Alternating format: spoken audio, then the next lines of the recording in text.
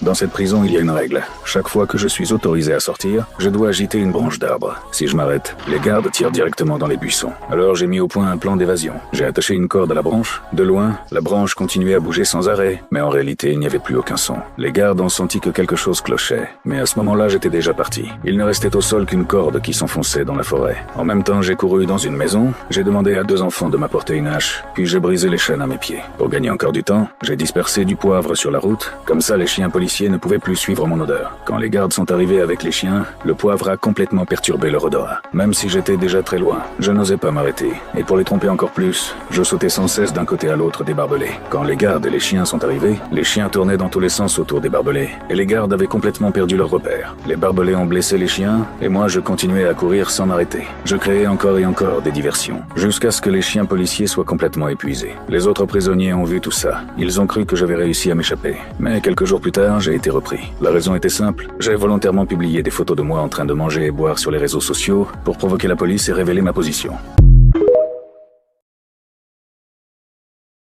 Dans cette prison, il y a une règle. Chaque fois que je suis autorisé à sortir, je dois agiter une branche d'arbre. Si je m'arrête, les gardes tirent directement dans les buissons. Alors j'ai mis au point un plan d'évasion. J'ai attaché une corde à la branche. De loin, la branche continuait à bouger sans arrêt, mais en réalité, il n'y avait plus aucun son. Les gardes ont senti que quelque chose clochait, mais à ce moment-là, j'étais déjà parti. Il ne restait au sol qu'une corde qui s'enfonçait dans la forêt. En même temps, j'ai couru dans une maison, j'ai demandé à 2 enfants de m'apporter une hache, puis j'ai brisé les chaînes à mes pieds. Pour gagner encore du temps, j'ai dispersé du poivre sur la route, comme ça les chiens policiers ne pouvaient plus suivre mon odeur. Quand les gardes sont arrivés avec les chiens, le poivre a complètement perturbé leur odorat. Même si j'étais déjà très loin, je n'osais pas m'arrêter. Et pour les tromper encore plus, je sautais sans cesse d'un côté à l'autre des barbelés. Quand les gardes et les chiens sont arrivés, les chiens tournaient dans tous les sens autour des barbelés. Et les gardes avaient complètement perdu leur repère. Les barbelés ont blessé les chiens, et moi je continuais à courir sans m'arrêter. Je créais encore et encore des diversions, jusqu'à ce que les chiens policiers soient complètement épuisés. Les autres prisonniers ont vu tout ça. Ils ont cru que j'avais réussi à m'échapper. Mais quelques jours plus tard, j'ai été repris.